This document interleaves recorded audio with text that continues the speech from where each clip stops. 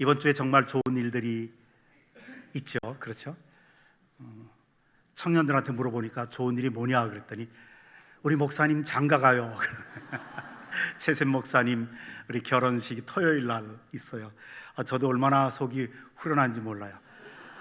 뭐 옛날에는 장가를 안 가면 목사 안수를 안 줬는데 요즘엔 하도 그 결혼 안 하는 사람들이 많아가지고 장가를 안 가도 목사님이 되더라고요. 그래서 마음에 내일 빨리 장가 가야 되는데, 그런데 이번 주에 가더라고요. 얼마나 감사한지. 한 사람 더 남았어요. 누군지 아시죠? 기도 많이 해주십시오. 11월 24일 날 합니다. 그래요. 그 다음에 또 좋은 일이 또 하나 있어요. 목요일, 금요일 우리 바자회 하죠. 우리 인도네시아 열풍이 얼마나 강하게 불었는지 저기 하하 팀이 와서 우리 교회에 2박 3일인가 3박 4일 있는 동안에 우리 성도들이 예배 같이 드리고 또 그들이 성경 암송하는 거, 로마서 8장 암송하는 것 들으면서 꼭 부흥회하는 것 같았다고 너무 은혜를 많이 받더라고요. 그 선교사님한테 물어보니까 제일 필요한 게 뭐냐 그랬더니 지금 신학교도 저희 공공 건물이 아니라는 거예요. 자기들 건물이 아니라는 거예요. 사람 셋집에 얻어서 하고, 그 다음에 기독교 지도자 훈련센터도 우리 교회에서 그 셋집을 전세로 해서 얻어서 건물 하나를 임대해서 하고 있어요. 그거를 좀 영구적으로 우리가 가졌으면 좋겠습니다 그러더라고요. 그래서 그러면 우리가 씨앗을 심자, 선교 바자회에서 씨앗을 심어서 한번 시작을 해봅시다. 몇 년 걸릴지 모르지만 조금씩 이뤄 나가면 되니까요. 한꺼번에 할 수는 없는 거니까. 그래서 우리 선교 바자회 여선교 협의회에서 지금 또 각 여선교에서 열심히 준비하고 있습니다. 여러분들 오늘이라도 가셔서 전화 거시고요. 좀 서먹서먹한 사람, 교회 잘 안 나온 사람, 또 전도하고 싶은 사람한테 전화 걸어서 우리 밥 한번 먹자. 그리고 목요일 날 교회에서 만나기로 하세요. 국밥 한번 사드리고 그리고 이제 교회 나가보자 이렇게 얘기도 좀 하시고요. 근데 여태까지 15회 동안 할 때마다 매해마다 느끼는 건데 전부 우리 교인들이 다 돈 내더라고요. 다들 데리고 와가지고 데리고 밥 먹으러 가자고 말한 사람이 돈을 내야 되잖아요. 우리 한국 문화 속에서는. 그러니까 다들 우리 교인들이 다 돈 내요. 그러니까 다 헌금 같아요. 그 수익금들이 다 헌금 같은 느낌이 들어요. 여러분들 미리 전화하셔서 다 같이 했으면 좋겠어요. 그래서 잔치가 될 수 있도록 또 축제가 될 수 있도록 열심히 해봅시다. 아멘 하세요. 열심히 해봅시다. 예, 감사합니다.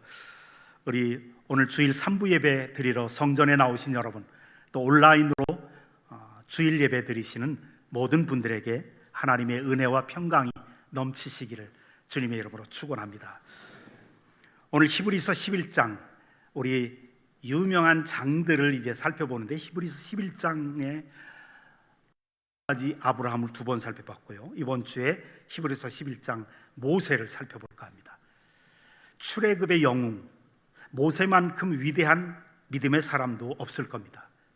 어느 정도 성경이 모세를 어느 정도로 높게 취급하냐면 신명기 34장 10절에 보면 모세를 가리켜서 이렇게 말해요. 모세는 여호와께서 대면하여 아시던 자요. 페이스 투 페이스, 얼굴과 얼굴을 마주보고 알았다. 구약시대 때 하나님의 영광을 보면 다 죽었거든요. 그 어미하신 하나님의 영광 앞에 한없이 죄밖에 없는 인간이 하나님의 얼굴을 보는 순간에 즉사했다고요. 그런데 모세만은 예외였어요. 모세는 적어도 하나님이 알아주시는 사람, 얼굴과 얼굴을 마주보고 알았던 사람이었습니다. 하나님이 알아주신다. 우리 그러죠. 누가 나를 알아준다는 게 얼마나 큰 영광인지 몰라요. 어떤 분이 그래요. 저에게 젊은 청년인데 나 BTS 알아요. 그래. 목사님 모르시죠? 나도 알아. 근데 BTS는 널 아냐? 더 이상 얘기를 못해요.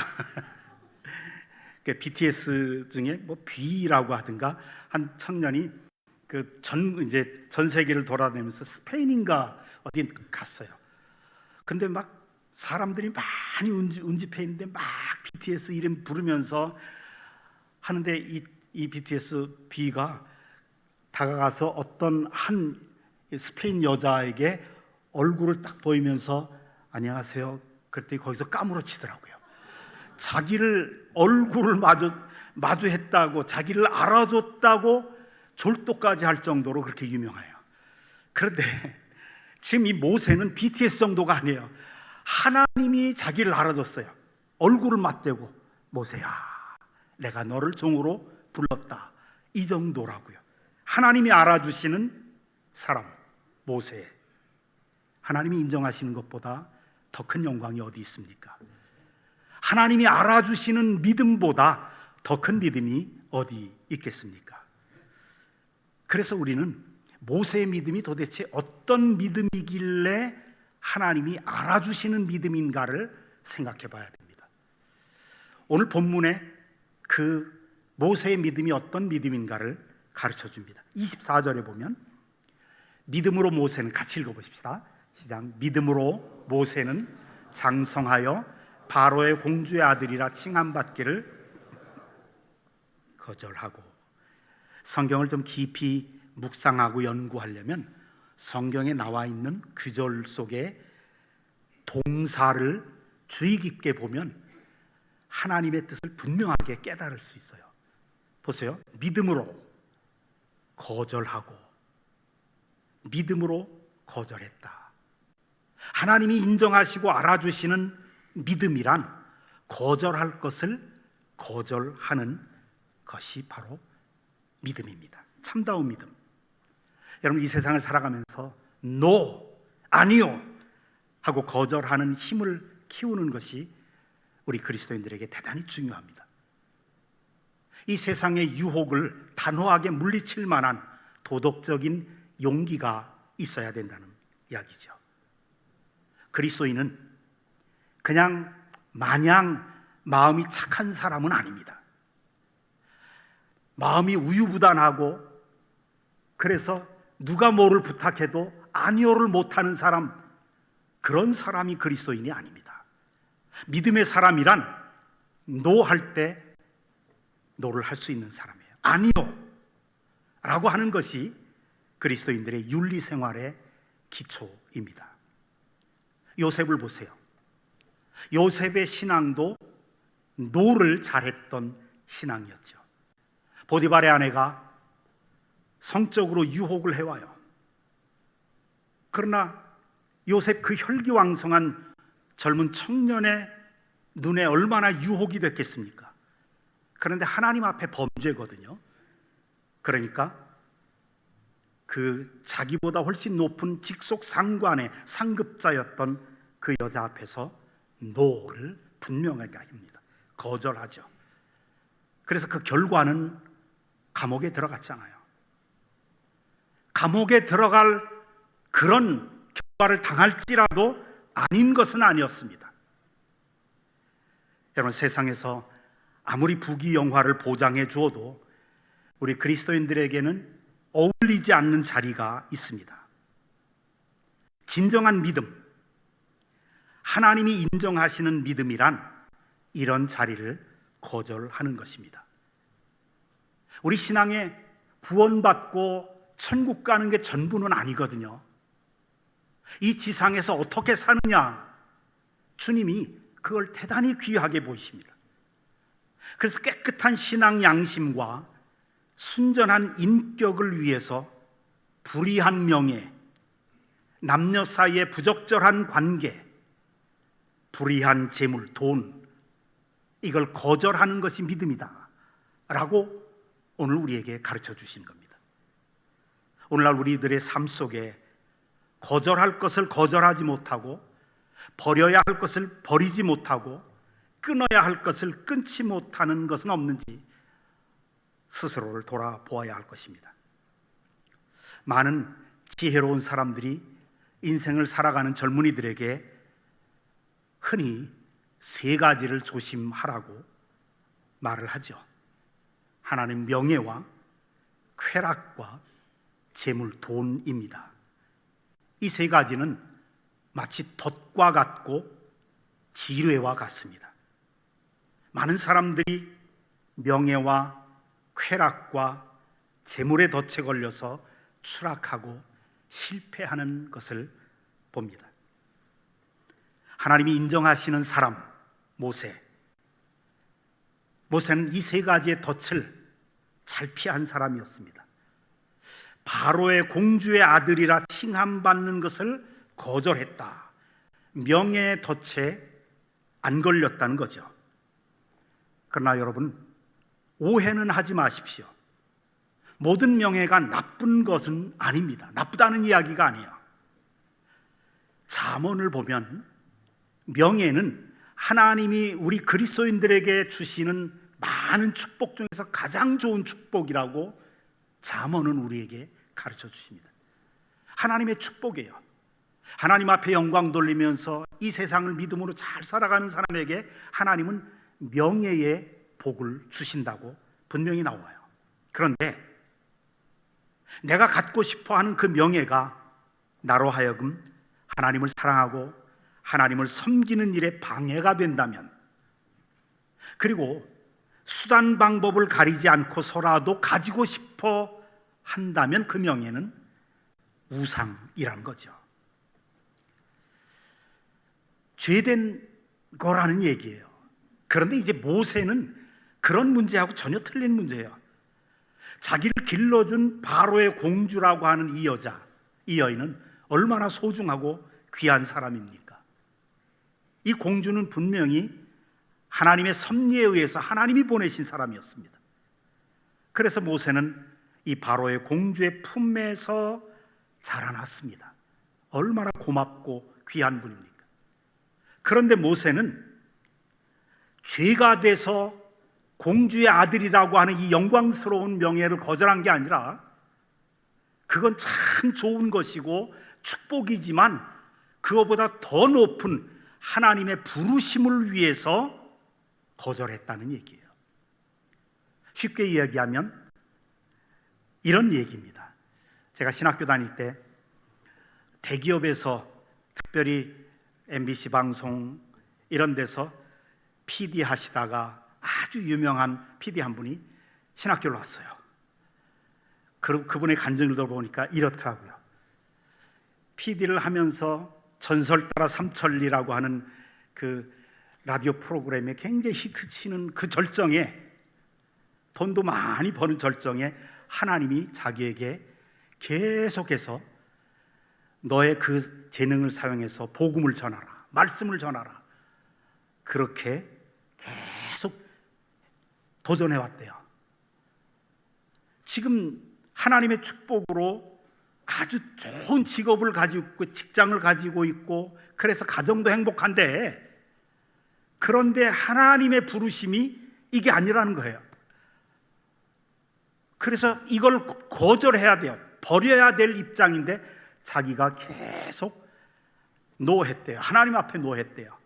나중에 군부 세력에 의해서 저항적인 사람들은 다 잘려나갈 때 자기가 잘렸대요. 그래서 할 수 없이 왔노라고, 그런 얘기예요. 바로의 공주의 아들이라고 하는 이 명예가 얼마나 아름다운 겁니까? 얼마나 귀한 거예요. 난 공주의 아들이다. 왕족이었거든요. 그런데 이거보다, 좋은 것보다 더 위에 있는 하나님의 부르심을 위해서 이걸 거절했다는 얘기입니다. 이제는 공주의 품을 떠나야 될 때가 된 것을 알았습니다. 그래야 이스라엘 백성들의 출애굽의 도구로 쓰임을 받을 수가 있었습니다. 그래서 공주의 아들이라는 명예를 거절합니다. 그리고 하나님의 쓰임을 받는 종이 되죠.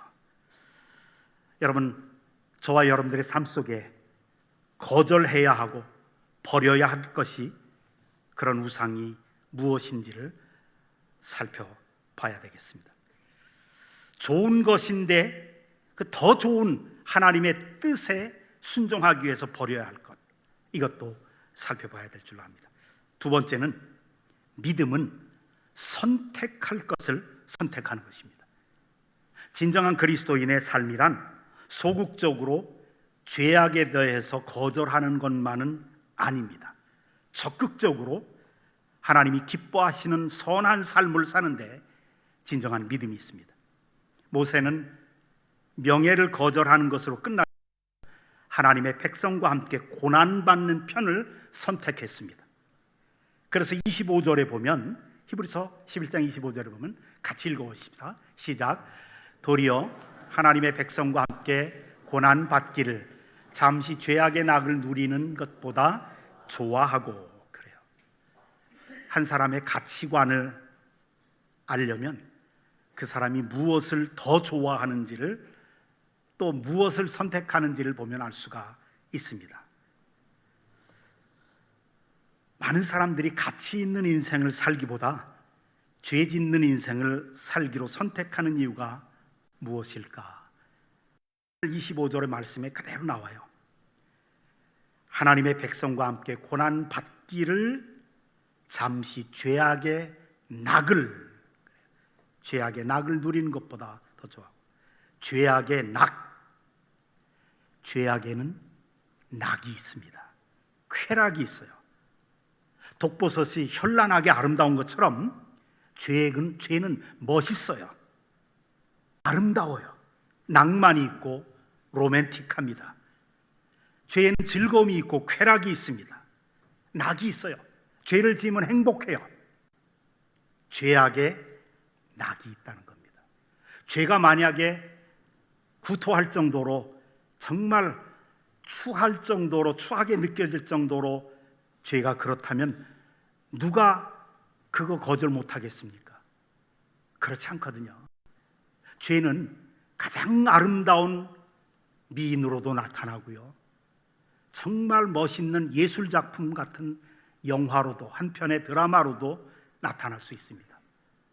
로맨틱하게 우리에게 다가오는 게 죄입니다. 죄악에 낙이 있는데 그 앞에 단서가 하나 있어요.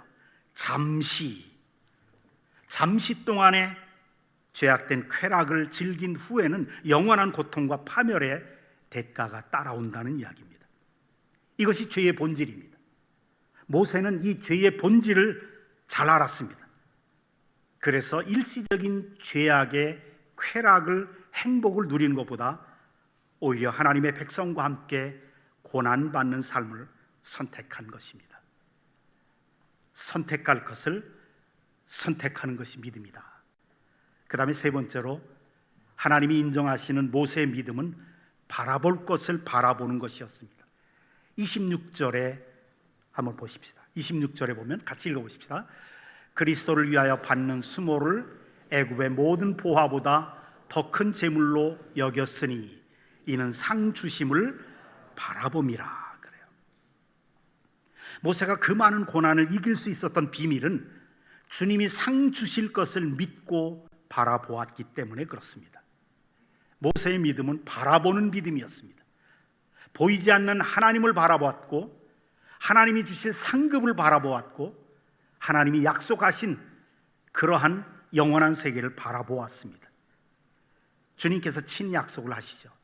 요한계시록 22장 12절에 보면 보라 내가 속히 오리니 내가 줄 상이 나에게 있어 각 사람에게 그가 행한 대로 갚아주리라. 그래요. 각 사람에게 그가 행한 대로 갚아주리라. 우리 그리스도인들에게는 심판이 없습니다. 우리 그리스도인들은 우리가 죽을 때까지 지은 죄들에 대한 형벌이나 심판이나 저주에서 제외됐습니다. 분명히 주님이 약속하셨습니다. 우리는 그런 심판 받지 않습니다. 단지 한 가지, 각 사람에게 행한 대로 주시는 상급을 받는 심판이 있습니다. 우리 죄에 대한 심판은 예수 그리스도께서 십자가에서 다 받으셨어요. 그런데 우리가 이 땅에서 믿음으로 어떻게 사느냐, 누구를 위해서 사느냐, 무엇을 위해서 사느냐, 이것을 보시고 행한 대로 갚아주시는 상급을 주시는 상급의 심판이 있다는 겁니다. 각 사람에게 행한 대로 갚아주리라. 일한 대로 상을 주실 것입니다.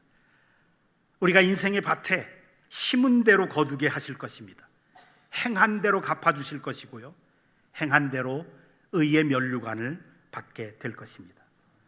이렇게 믿음은 거절할 것을 거절하는 것이 믿음이고요, 반드시 선택해야 될 것을 선택하는 것이 믿음이고, 또 믿음은 바라볼 것을 바라보는 것이 믿음입니다. 그 믿음의 결과가 그러면 어떤가? 27절을 보면 나옵니다. 같이 읽어볼까요? 믿음으로 애굽을 떠나 왕의 노함을 무서워하지 아니하고 곧 보이지 아니하는 자를 보는 것 같이 하여 참았으며. 믿음으로 무서워하지 아니하고, 바로 왕의 진노를, 노함을 무서워하지 않았다는 믿음이 있었기 때문에 그렇습니다. 다시 말하면 믿음은 담대한 것입니다.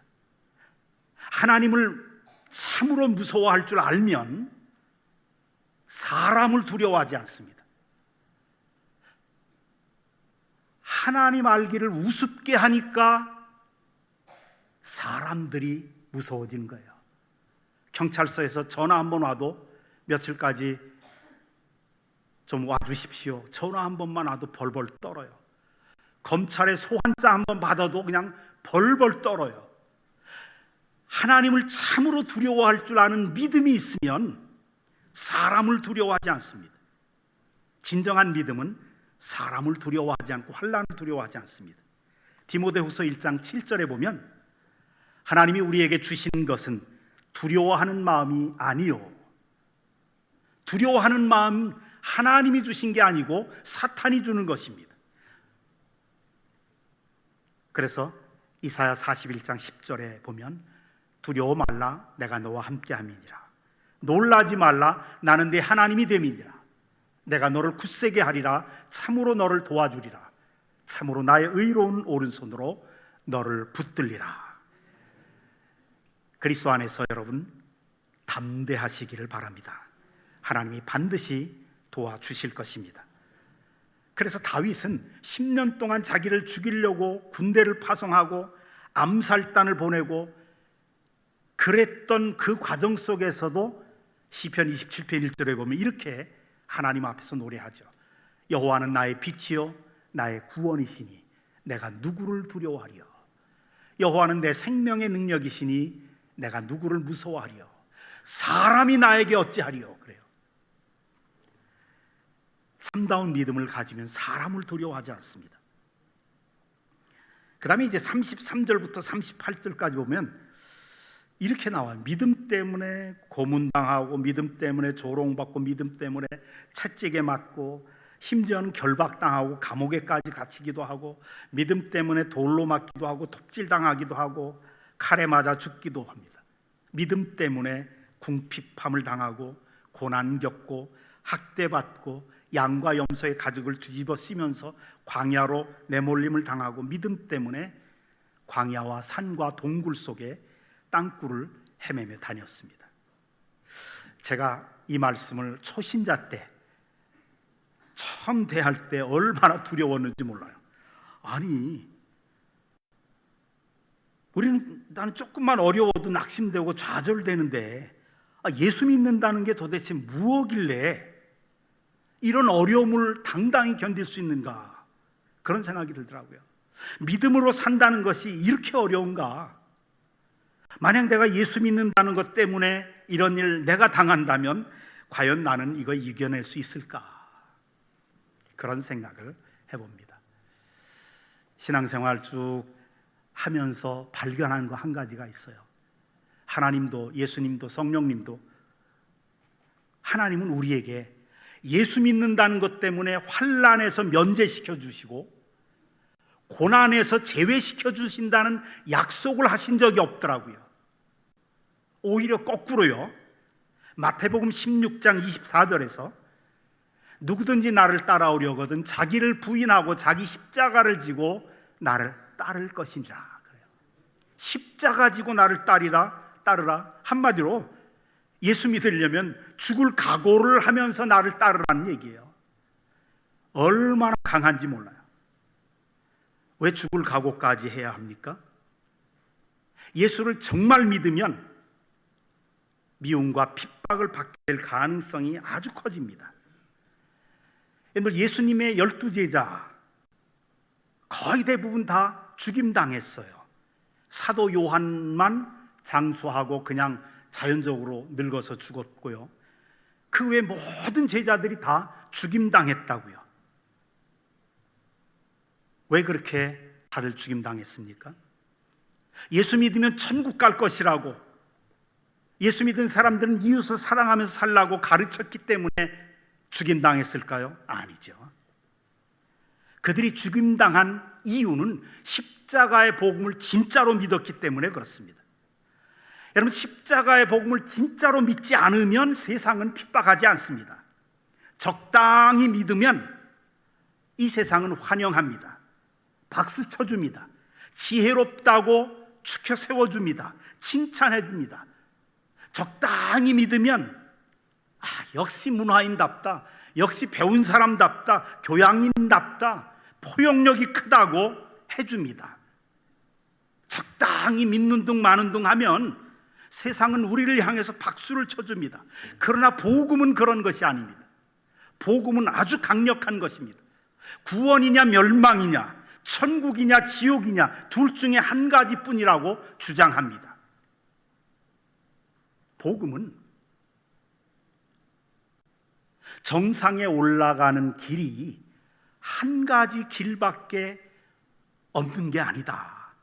옆으로도 올라가고 산 뒤쪽으로도 올라가고 옆쪽으로도 올라가고 앞으로도 올라가고 여러 길이 있다. 그러나 하늘나라 가는 정상은 하나다. 그러니 불교 신자 여러분들도 맞습니다. 회교 신자 여러분들도 옳습니다. 이런 것이 복음이 아니라는 얘기예요. 복음은 그렇게 말하지 않습니다. 구원은 오직 십자가만에 있다고 말하기 때문에 이 세상이 기독교 복음에 대해서 거부하고 적대감을 가진 겁니다. 복음은 절대적입니다. 존 스토트 목사님이라고 계세요. 20세기, 21세기 초까지 사셨는데 세계적인 복음주의 신학자로 가장 탁월한 전 세계 교회를 이끌었던 복음주의 신학자였습니다. 그분이 이제 영국 런던에 있는 올 소울스 처치를 담임하시면서 제가 한번 그분 인도하실 때 예배에 참석해봤어요. 참석했는데 한 3,000명이 한꺼번에 모여서 어마어마하게 크더라고요. 거기서 예배를 드리는데 그분은 아무것도 안 해요. 그냥 성경을 해석만 해줘요. 설교하시는데 근데 얼마나 파워풀한지 몰라요. 근데 그분이 유럽 교회가 지금 소멸되고 있는 그 상황을 보면서 딱 한마디, 그 결론적으로 이렇게 말해요. 유럽 교회에 박해가 없어서 망하고 있다 그래요. 유럽 교회가, 유럽의 그리스도인들이 예수 그리스도가 죄인들을 위해서 십자가에서 죽으셨고 구원은 전적으로 값없이 십자가의 은혜에서 주어진다는 이 원색적인 복음을 담대하게 전한다면 세상 사람들은 우리를 싫어하고 박해가 시작될 것이다. 교회가 혼전 순결을 주장하고 동성애를 반대하고 부부의 정절을 주장하면서 원수 사랑을 강조하고 강력하게 전도한다면 대중들의 비난을 받을 것이고 십자가 복음을 분명하게 증거하면 세상은 분노할 것이다. 조롱과 배척이 따를 것이다. 그러나 이것이 진짜 예수 믿는 것이다. 맞습니다. 세상과 적당하게 타협하고 말해야 될 십자가의 복음을 말하지 않고 적당하게 윤리 도덕적인 이야기만 하기에 유럽 교회는 지금 소멸되고 있다 그래요. 우리가 예수 그리스도의 십자가의 복음을 분명히 믿으면 이 세상은 교회를 핍박할 것입니다. 박해할 것입니다. 손가락질할 것입니다. 모욕을 줄 겁니다. 이것이 진짜 예수 믿는 교회의 크리스찬의 모습입니다. 믿음이란 고난과 핍박과 시험 중에서도 끝까지 하나님의 뜻대로 살아갈 힘이고 성령의 능력입니다. 죽을지언정 넘어가서는 안 되는 경계선을 지키는 것이 바로 믿음이다. 그럽니다. 39절에 이 사람들은 다 믿음으로 말미암아 증거를 받았으나 약속된 것을 받지 못하였으니, 히브리서 11장에서 쭉 다루었던 모든 믿음의, 구약시대의 모든 믿음의 영웅들, 그들은 믿음으로 말미암아 증거를 받았으나 약속된 것을 받지 못하였으니. 무슨 얘기냐면 이런 얘기예요. 그들은 다 예수님이 오시기 전에 다 죽었다는 얘기예요. 살아서는 약속한 것을 받지 못한 채 그냥 오실 메시아만을 믿음의 눈으로 멀리서 바라보면서 기뻐하고 즐거워했다. 그런 믿음으로도 핍박과 환난에 굴하지 않고 이겨냈다는 얘기예요. 그런데 우리는 예수 그리스도 안에서 약속된 구원을 이미 받았고, 속죄함도 받았고, 영생도 얻었고, 하나님이신 예수 그리스도가 우리 속에 오셔서 우리 안에 모셨고, 완성된 성경도 있었고, 그리스도 안에서 은혜와 복으로 예비되어 있다는 확신도 가졌다. 그러니 구약 성경에 나오는 그 믿음의 영웅들보다 더 큰 믿음으로 살 수 있다라고 하는 이야기입니다. 우리의 신분이 그렇다는 거예요.